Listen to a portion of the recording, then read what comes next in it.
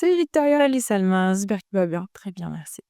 Aujourd'hui, on va parler du past simple. Oui. Qu'est-ce que tu peux nous dire? Alors, le past simple, en fait, on l'utilise quand on veut parler d'une action qui est complètement terminée. Donc, l'action, elle a commencé et elle s'est terminée dans le passé.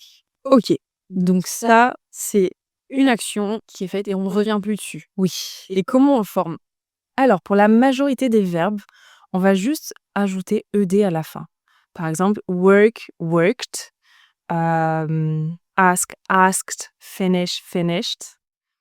Par contre, Des verbes irréguliers. il y a des verbes irréguliers, effectivement. Et donc, pour cela, déjà, il faut les apprendre. Et ça va être notre deuxième colonne du tableau.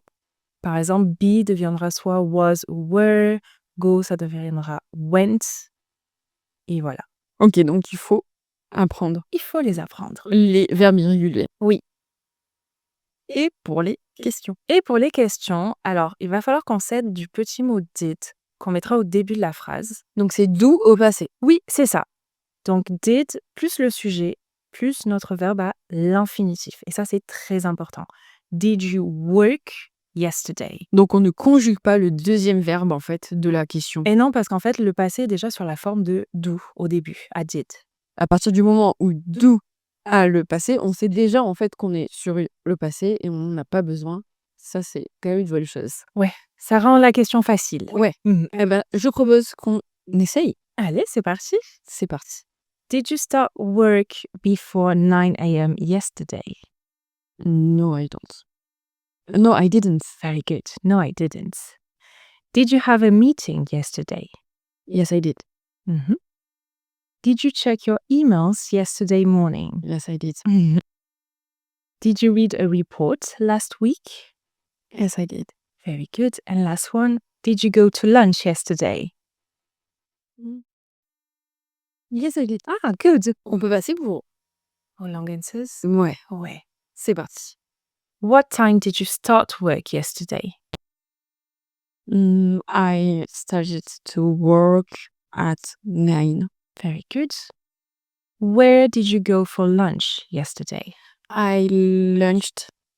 Le passé de go. To go? Where did you go? Did you go? Yeah, sorry. I went Yes. at a restaurant yesterday. Very good. Who did you call yesterday? Yesterday I called my sister. What did you write in your emails last week? I wrote my report to Marvin yesterday. Perfect. Oh, last week. Last week, yes, sorry. And yesterday. And last one, what project did you work on yesterday?